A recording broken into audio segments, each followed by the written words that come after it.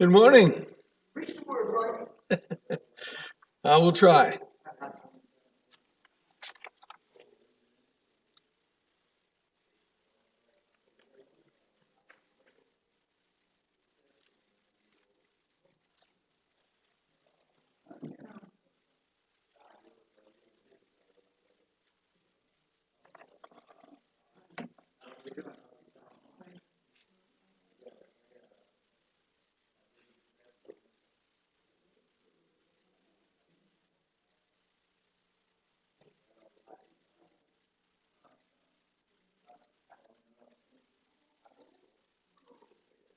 Morning, Thomas.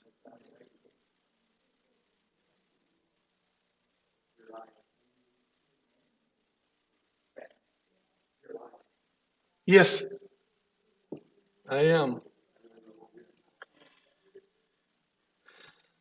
Good morning, everybody. Let's have a word of prayer. Father, we know how much you love us. We know how much you care for us. And I know, Father, that the teaching this that I'm trying to teach and teaching it the way that I'm teaching it is unusual. So help me to actually help us to grow to understand, to know, to be what you want us to be. And Father, help me to have the courage and the brains to be able to teach it right and to change it if I need to. Watch over all of us and help us to do our best in Jesus' name. Amen. Last night we went to Pizza Ranch and had a birthday party for for Piper. She's just turned 16 last Wednesday. And guess who I would see in there as a waiter, but Bill Lutz. So Bill's got a full-time job. Well, as we've been doing all along so far, we're going to talk about some of the history of the area around Israel and that nation. That part of the world, by the way, is called the Levant. If you ever hear that term, basically that's the section of the world they're talking about is basically from Egypt up to Syria, not the complete Fertile Crescent, but up in that area. That's called the Levant. Who came up with it? I don't know what it means. I don't know, but I do know that's what it is. But I'd like to talk about again some of the history of what's going on around Israel at that time. We've been watching the news, and I know you all have too, and what's going on in Israel today, this week and last week, has been pretty weird, pretty scary. But they lived like that a lot back then. They would all of a sudden, there'd be an army show up on their doorstep and attacking them or putting them into a siege mentality where they just surround the city and don't let anybody in, don't let anybody out. Things like that happened a lot. We're going to start today about a nation that is not related to Abraham. If you remember right, what we've talked about so far has been the nations that are around Israel and Judah that are all related to Abraham. So we're going to talk about, let's start in Deuteronomy 7. When the Lord your God brings you into the land where you are entering to possess it and clears away many nations before you, the Hittites, the Girgashites, the Amorites, the Canaanites, the Perizzites, the Hivites, the Jebusites, 7 nations greater and stronger than you. And when the Lord your God delivers them before you to defeat them, then you shall utterly destroy them. Well, so far in the history of our Sunday mornings, we've been looking at Ammon, Moab, and Edom. See any of those nations listed up here? No. It's not a problem. It's not something that we're going to be worried about, but what happened to those nations and what's going on now? These are the nations that have been around it. And the ones we're going to talk about today is going to be the Philistines. And they live within the borders. If you look at this map, this is a pretty good map. happy to find it. There's Philistia right there. That's where the Philistines lived. And the Philistines, from everything we can find out about the Philistines, they were a raiding nation, basically a nation of pirates. They raided across the Mediterranean Sea and raided lots of places. And about 1175, which would be about the time of BC, about the time of, hi Dennis, of Abraham, they landed here on the border of Canaan and just carved out a chunk up there, basically from there's a little stream down here called the River of Egypt, and that was basically their southern border. And there's a city up here called Tyre, and that was a little bit past. They got up about this far, but they were a very strong nation. They had started out as I said, a bunch of pirates that just raided the area. If you look at the history of the times and the places, you find almost every nation around them complains about these people. For years before Abraham, and then as I said, about the time of Abraham, the Philistines are here. But we're talking now, Isaiah lived 350 years after God's promises to destroy those people. Why weren't they destroyed? Does God make promises to us? Are they fulfilled? If we're going to have God says, well, we're going to take out these nations. These 7 nations are going to be taken out. If they weren't destroyed, why weren't they gone? Whose fault was it they were still in the land? That's exactly right. God said, destroy them and destroy them completely. They didn't want to do it. Listen, I've never killed anybody. I tried to get into the Vietnam War and be involved there. Fortunately, I wasn't. But I've never killed anybody. But during the Vietnam War and World War II and all the modern wars, if you kill somebody, you can kill them from a mile away. A cannon, a bomb, a rifle. But these wars, as far away as you could get as a bow and arrow or a sling, most of the battle, most of the fight was sword on sword, face on face, close enough to see each other's eyes, to know their eye color, to know their hair color, to see the look on their face when you stuck them with a sword. You think you'd get tired of that? I think the Jews did. I think everybody did. I think a lot of these wars stopped not because they had reached God's goal, destroy the nation, but because they got tired of killing. That's a supposition. But if you look at when God promised to destroy the nations, how did he tell them that would be done? Was God just going to say, bang, and we're all going to be drop dead? Okay, I see you shaking your head. You better start talking.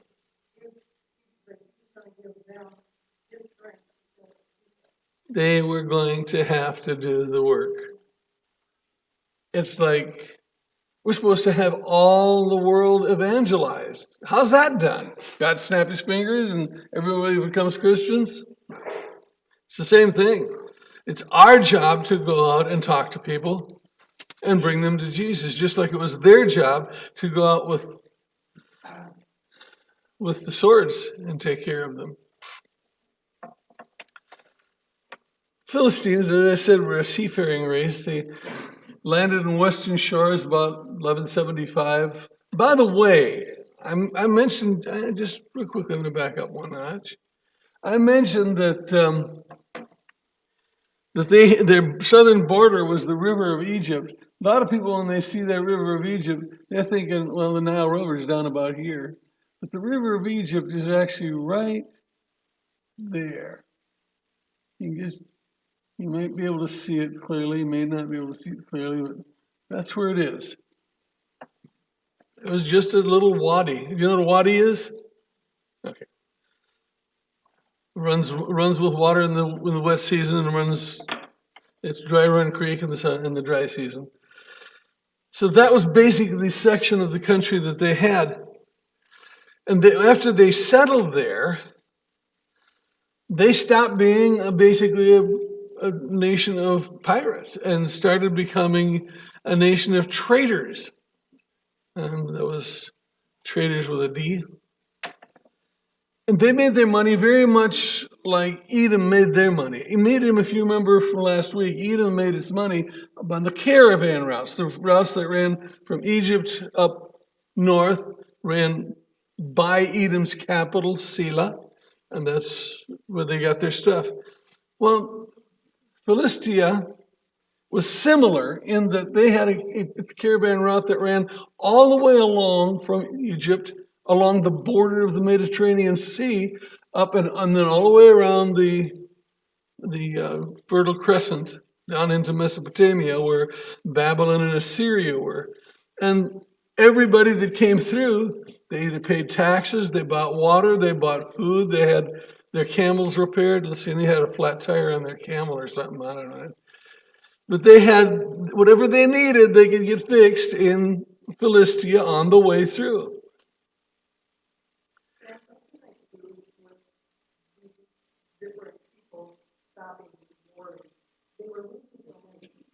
Yeah. They would have been wiped out, if they hadn't walked away, they killed hundreds of thousands of people.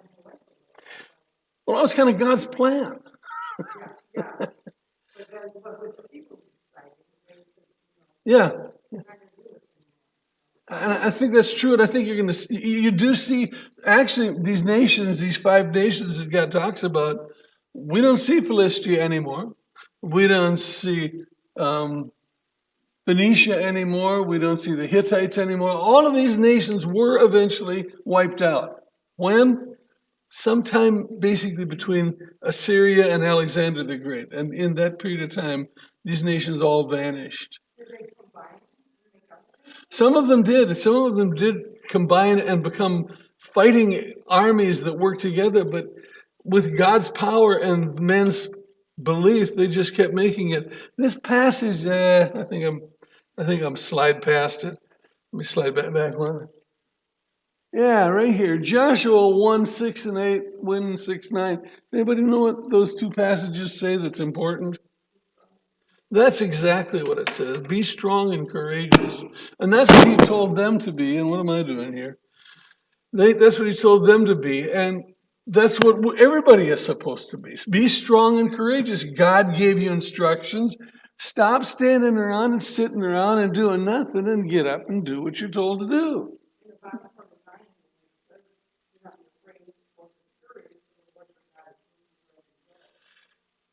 There were times, and we can look very clearly all the way through from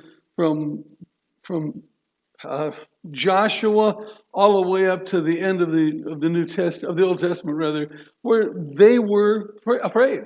Something happened and they were afraid.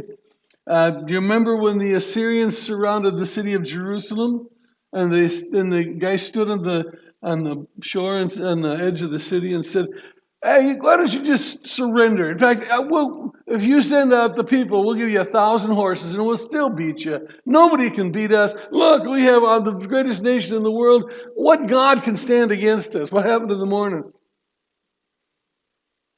I love the way the King James says it. And 185,000 woke up dead. Isn't that a good line? Woke up dead. God, whatever he did, whether it was a disease or just struck them dead, I don't know. This is one of the few times where he didn't say, "Take your swords and go out and destroy him." This is one of the few times when he just struck them dead, took care of it. Problem solved. But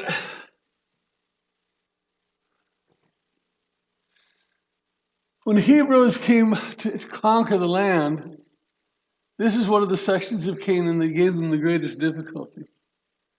Philistia formed with 5 major cities. You will find these cities listed as you look through your book. You look through 1 Chronicles, rather, 2 Chronicles, 1 and 2 Samuel, 1 and 2 Kings. You're going to find these cities listed, all of them. And interesting enough, anybody see any of these names lately on the news? Yeah, because the cities are still there. The nations are gone. Philistia is no longer there. But some of the cities have kept their same name, and they're in the same place. This was during the period of time of the city-states. You remember that from, what was it, 6th grade in high school? Or 6th grade in school, I mean? Anybody remember that? City-state. What's a city-state? Yes, each city is a sovereign country. Each city had a king. I don't know if I want to... Yeah, we'll try. Let's see. Let's get this one. There's Gaza, Gath, Ascalon, Ashdod. Well, there's 4 of the 5. Anybody remember any famous people from any of those cities? Yes, Goliath was from Gath. I believe Delilah was from Ascalon. These cities have been around a long, long time, and they've caused them difficulty for a long, long time.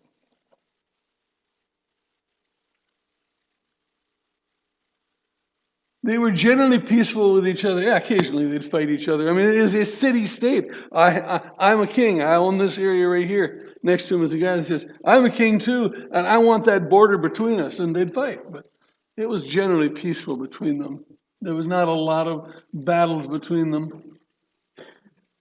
By the time the Hebrews came to attack and conquer them, they were no longer a great sailing peoples. They were no longer pirates. I got to figure out what I'm doing here. They were no longer pirates. They were living on the wealth that came from, as I just mentioned, caravans. They used their wealth to build a powerful army to oppose both Judah and Israel. Somebody remember when Judah and Israel separated? Okay. Ron Burke had a terrible time always remembering which king was which. Which king was which? Who was the first king of Israel? Of Israel. Who was the king of Judah at the same time? There's now which one was which? Yeah, it's not a trick question. It's just one to try to remember. Which one was which?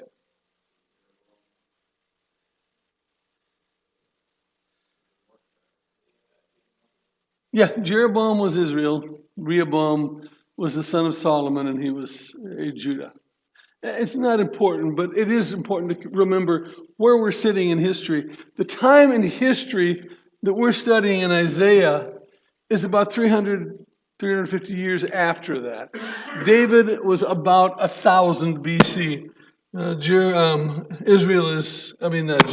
Isaiah is about 750.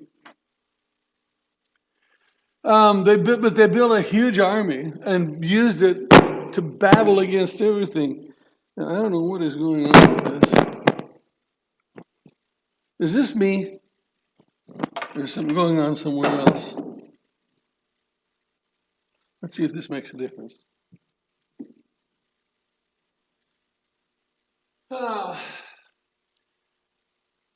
Jeremiah, Ezekiel, Amos, and Zephaniah, I didn't even mention Isaiah, but all of them said that Philistines were going to be destroyed. And it finally was.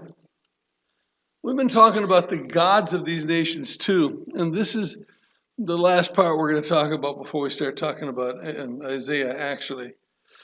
The two main gods of the Philistines were Dagon and his wife Shelish. They also worshipped many of the Baals. What does the word Baal mean? And anybody raised on a farm? I don't want to go there. I baled enough hay too. What's a Baal? That's what I'm afraid of. The word Baal simply means Lord or God, a minor god. And there were lots and lots of creatures, beings, worshipped as gods. In that sense, Dagon and Shalish were also Baals. They were lords of that nation. Then it's the last sentence down here. During one battle between the Hebrews and the Philistines, they, that would be the Philistines, captured the Ark of God. Anybody remember that story? I see a couple of heads shaking in different directions. What happened? And what did the Philistines do with the Ark of God? You know, where did they put it first? Where did they put it first? Then the Philistines took the Ark of God and brought it to the house of Dagon. Dagon was their god. And they set it by Dagon. And when the Ashdodites arose early in the morning, behold, Dagon had fallen on his face to the ground of the ark before God. So they took Dagon and set him on his place again. But when they arose early the next morning, behold, Dagon has fallen on his face in the ground before the ark of the Lord. The head of Dagon and both the palms of his hands were cut off at the threshold. Only the trunk of Dagon was left. What is the most reverent way to worship God? To offer prayer. To show obedience or obeisance.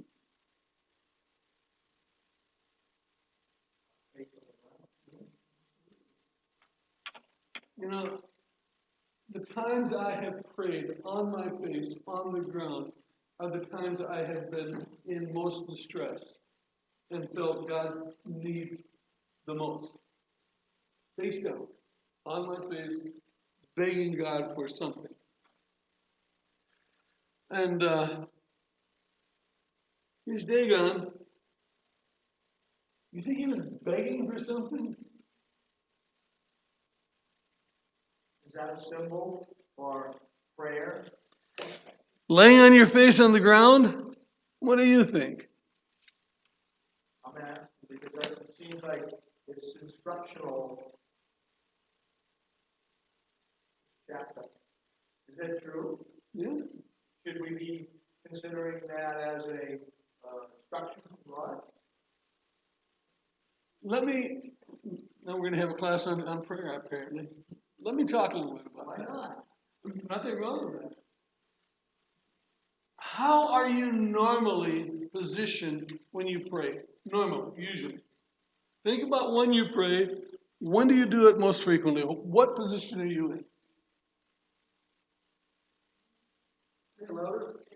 Yeah, at least I am. Anybody else there? You sit most often? How often do you pray on your knees? And those of us with old knees have a harder problem with this, but how often do you pray on your knees? Don't you ever pray on your knees? Usually at bedtime I pray on my knees. Probably not enough, probably not long enough. But what is the symbol of each of the positions? Like I said a little while ago, I have been known to pray flat on my face, hands out in front of me, face to the ground. What is the attitude you have when you choose each of these positions?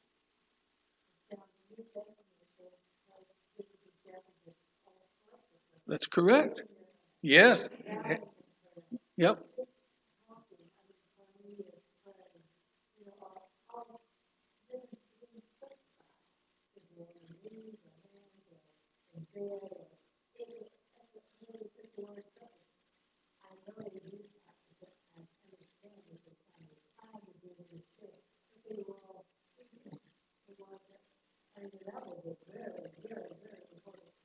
Yeah.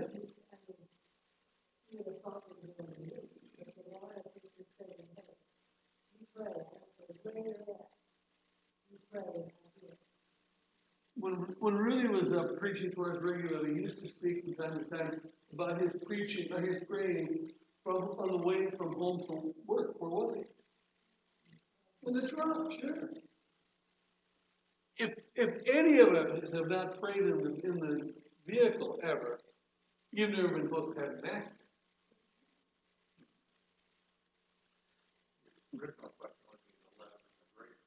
Yeah. Personally, the more in distress I feel, the lower to the ground I become. And I think it's on a day when I don't want God to see my face because I feel ashamed or embarrassed or upset. Oh yeah, I would certainly think there'll be more humbling. I want God to know that I am very humble about this. God knows my attitude without doing this, though. God knows how humble I am, how upset I am, what my attitude is. And this is something that, prayer is a time to talk. But when God, and it had to be God that did it, laid Dagon in his face, it was not for an attitude of prayer. It was for an attitude of submission. To show that this demon, this non-God, had no authority over God. And the Philistines didn't get it. Stood back up. Stood back up. And away they went. Started worshiping him again. Yes. Sure. Ultimately, it's our heart, where our heart's at. To have us determine that this is how we do something. Like if we determine that as a body, we can all properly God God has given us that command. It's more about the heart. Right. Than telling us to perform some act so that we get the same way for itself. We are own personal experience with that. We have to get our mind right. It's not about how we do that. Because we've all experienced different ways of doing it in the last 3 years. It's more about where you're part of that than particular. I think prayer is the same way. So I don't know that God has given us instruction. We need to be laying on the ground and praying. I agree with you. 100%. Yes. In about 2 hours, we're going to be in another room there, and we're going to pray for our food. I bet nobody's going to be laying on their face when they help it. And I bet you God will still hear it. Yeah, one day, somebody. We might now. Oh, we might. And I wouldn't feel embarrassed, ashamed, or upset if somebody did that. It is where your heart is. And that's where your heart has to be.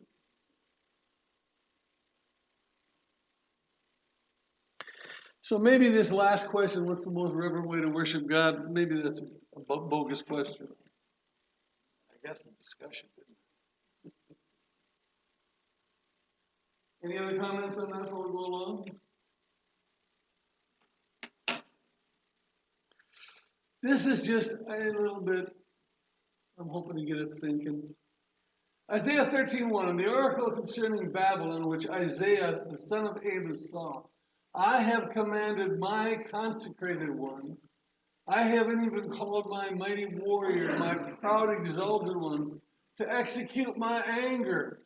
The Lord of hosts is mustering the army for battle, and they're coming from a far country, from the farthest horizons, and the Lord and his instrument of indignation to destroy the whole land.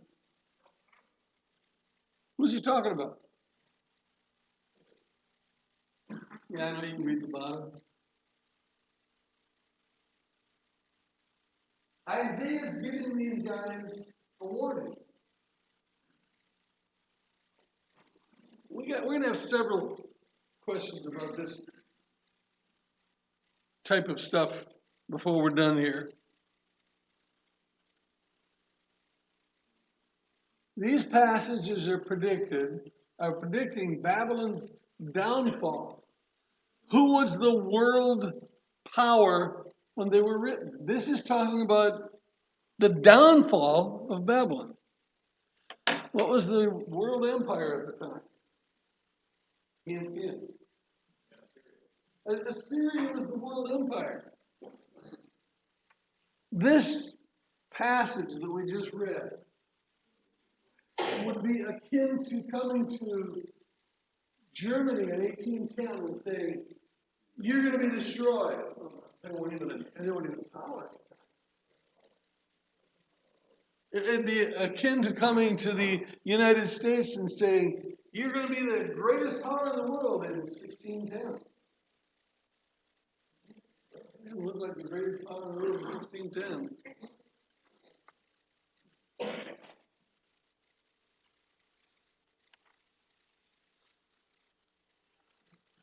Let's do this. On Wednesday nights, we just watched a series about lessons developed by John, slow down and read, Sam. So presented by John Clayton. I believe the most powerful, this is a personal opinion, I believe the most powerful single evidence we have for the existence and power of God is prophecy made and prophecy fulfilled. In our study of Isaiah this week, we find there were a few questions about chapter 13. That's what I just read. Babylon's going to rise up and be a superpower. Who was the superpower when Isaiah predicted the downfall of Babylon? God was predicting the fall of a nation which had not even become an independent nation yet. I'm going to back up a step or two here. Let's see.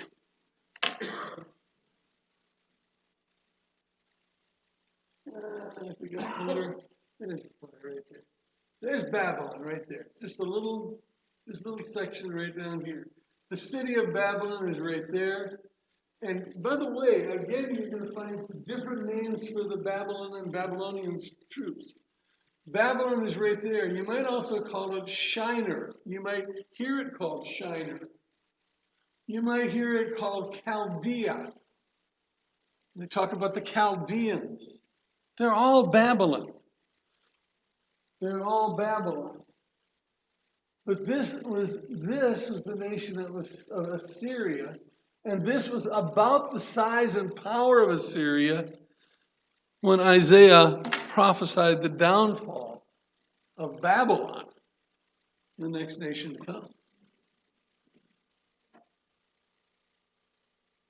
Where was Isaiah from? We don't know other than he prophesied in Judea, in the southern nation.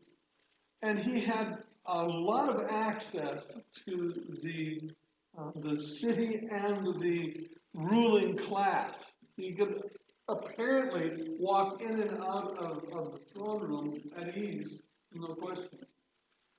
There is tradition that he was a cousin of the king, that his father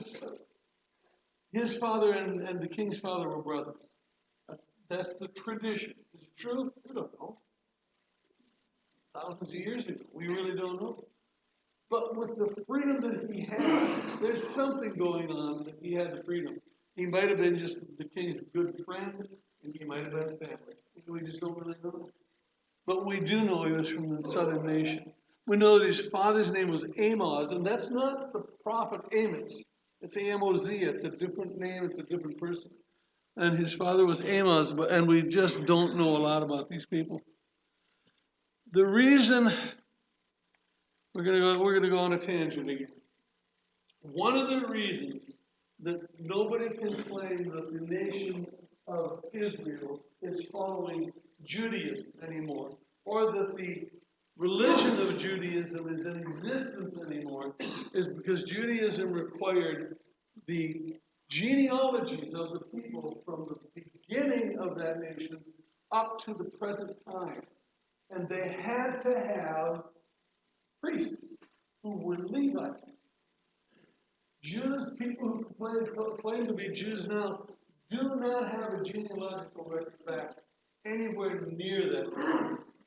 One of the things that was destroyed when Rome destroyed Jerusalem in 70 AD was they were very careful to destroy all the genealogical records. Why do you think that happened? Who do you think stopped Rome to do that?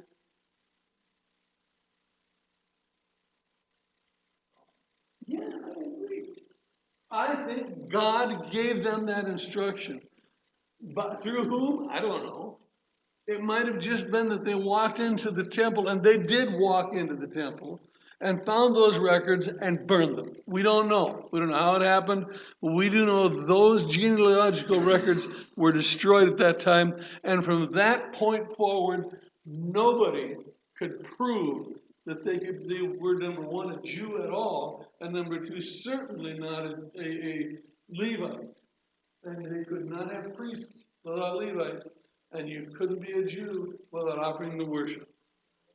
So that religion, no matter what they call it today, what they're practicing is not Judaism as God designed it.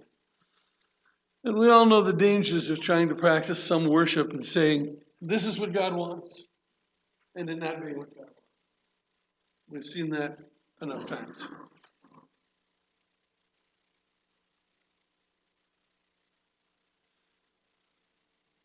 There are more of Isaiah's prophecies found in the New Testament than any other prophet. And we'll see some more of them as we go through this class. What does it mean when God says, I have commanded my consecrated ones and called my mighty warriors and proudly exalted ones to execute my anger? Or behold, the day of the Lord is coming, cruel, with fury and burning anger. When you get angry, how do you feel? Now, the other question is this one. This is the important one. How does God express anger? How does God express fury? How does God express cruelty? What does God do that's different from what men do?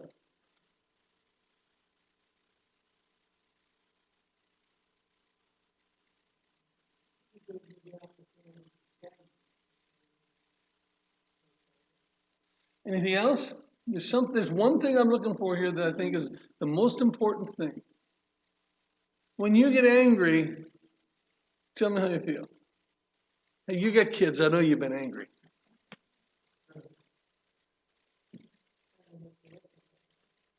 Anybody? When I get angry, I lose control. There is the first trick. You lose control. God never loses control. Why? Because God is not an emotional being.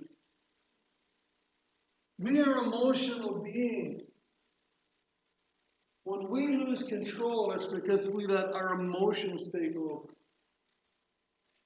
God never loses control because God is never an emotional being. So these words, cruel, fury, burning anger, how do they apply to God?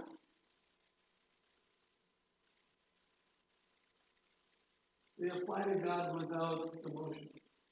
They are some form of cruelty, fury, and burning anger from our point of view, not from His.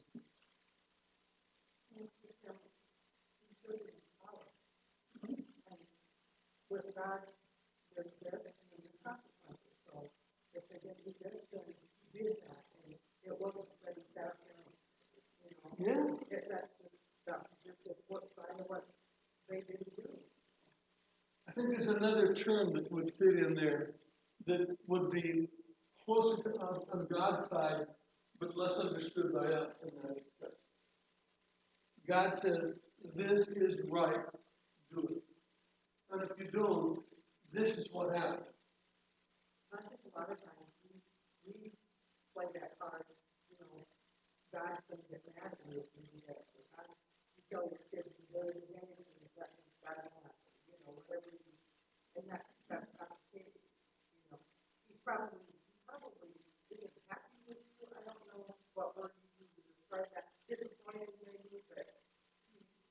got angry because you propagated your own person. Paul talks about the fact that we can grieve the Spirit. Grieving the Spirit, again, is using an emotional term to show what's going on. God wants to see every man, woman, and child on earth in heaven. God knows that's not going to happen. And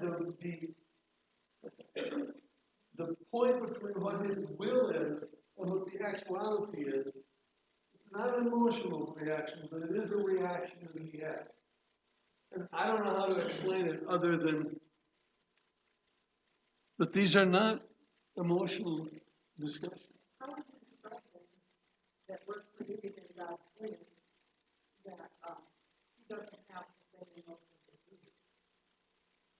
Where did our emotions come from? If we were to look at God? Now you're asking for opinion.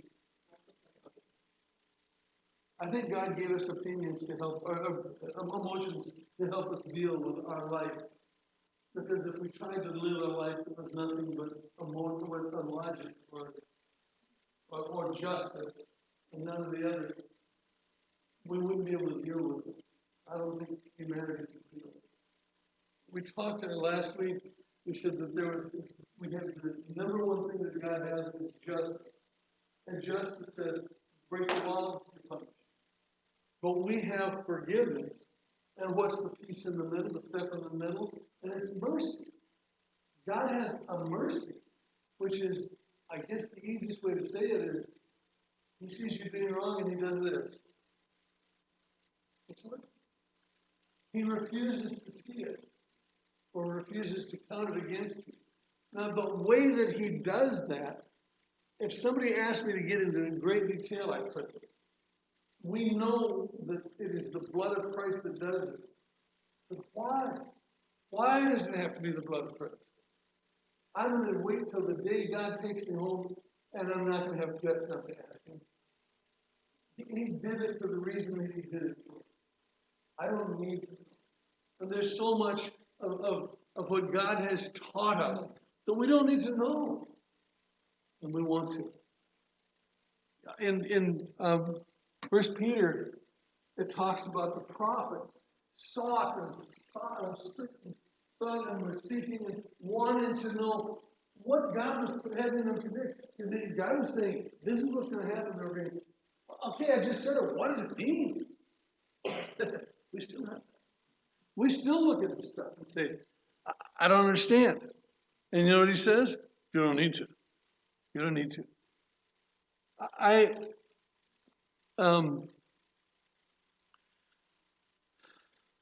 have a reading schedule for myself, and I read through the New Testament four times a year. I just finished the book of Revelation 3 weeks ago, again, and I still read through the book of Revelation and do not understand. Is that talking about the destruction of Jerusalem? Is that talking about the second coming? Is that talking about just the church's existence? I don't know. And until God needs me to know, I won't know. And then when God tells me, most people won't believe me. Because none of us need to know. Or he would tell us. I had a friend once that said he wanted to go to Middle East and go to the nation, the cities that the book of Revelation were written to, and work in excavation there, archaeological work. And I said, why? He said, I'm looking for a commentary on Revelation. That'd be pretty cool. You go to Ephesus and look back and say, oh, that's what it means. But nobody's found it yet. And I don't think anybody's going to. We have enough trouble. You're right with that. God gives us easy instructions, and we fight about it. Don't give me something tough. And I think when people have to go to heaven, we're not going to find that for a feeling that God, that's not going to happen. Yeah. So whatever was, going to be irrelevant. I think that the joys we will have in heaven will be so great that we're not going to be concerned about the things that we're questioning here. Why couldn't I ever get that 53 Chevy?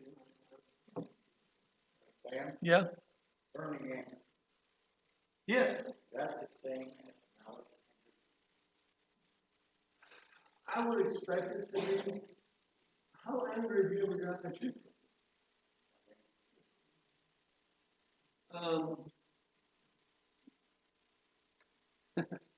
To my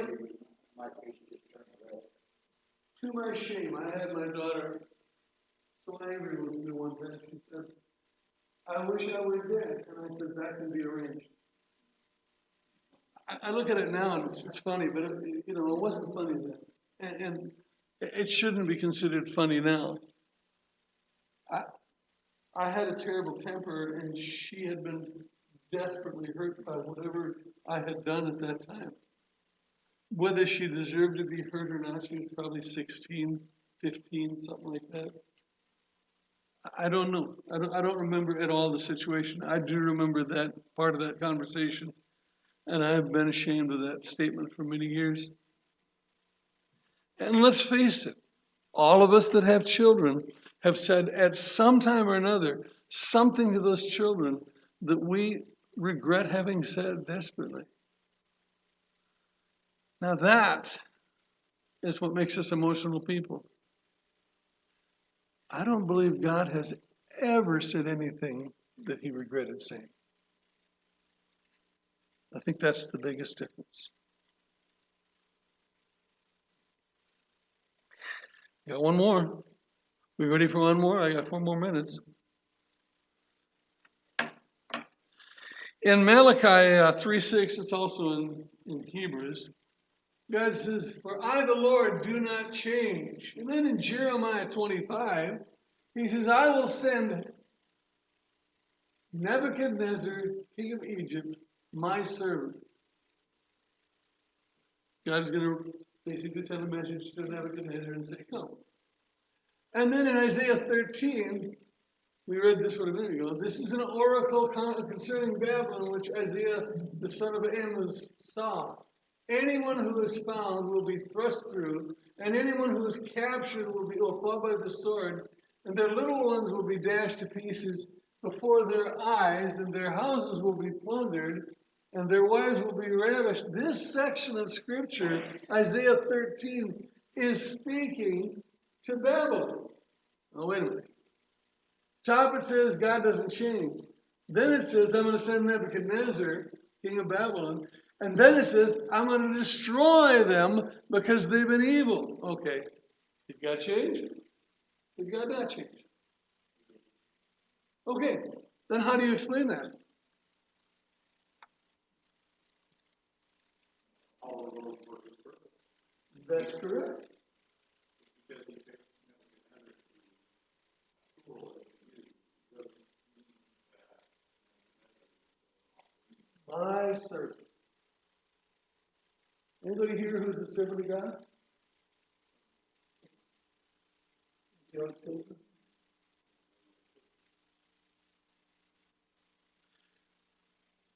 I read a lot of books. I have read a lot of books over the years. I remember reading a book about World War II one time. And 2 gentlemen were speaking, and one of them said to the other, near the end of the war, he said, this war has made me doubt God. I don't know what I believe about God anymore.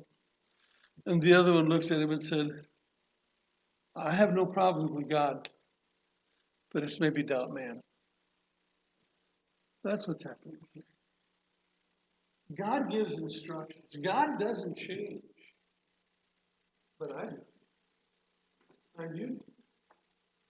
And the day that we were absolutely willing to give anything he asked for may have come and gone.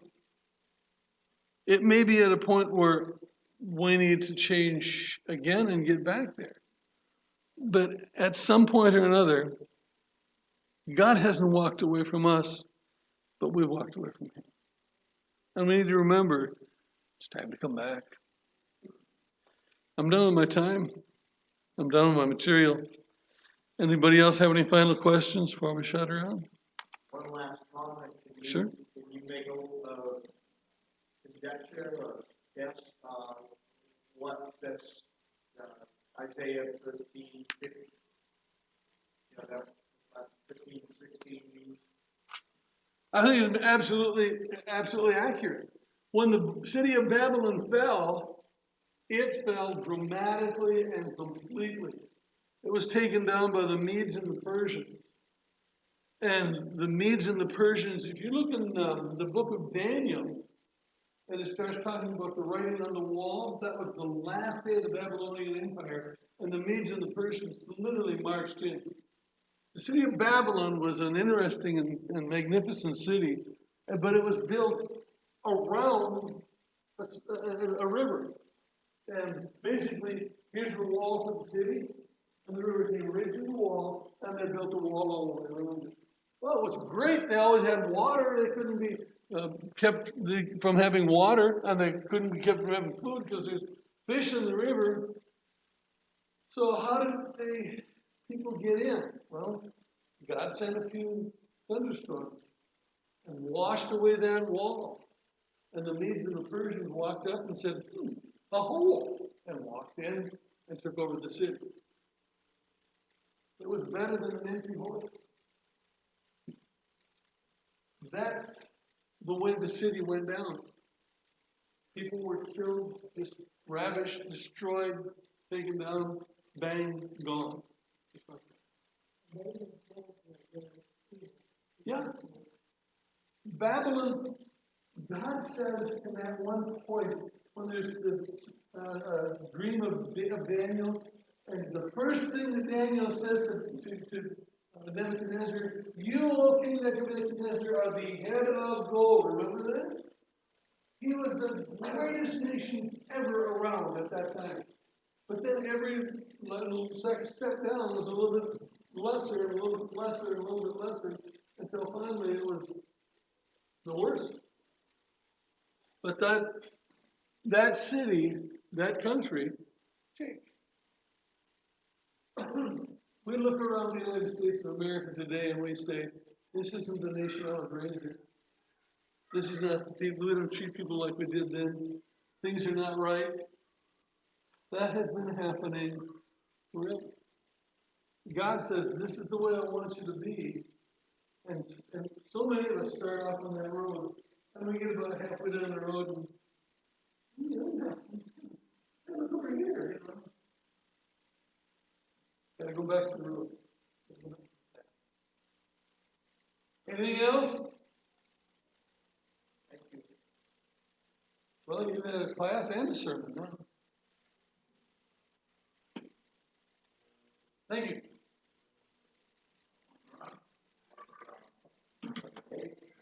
Oh, Carol? Hmm?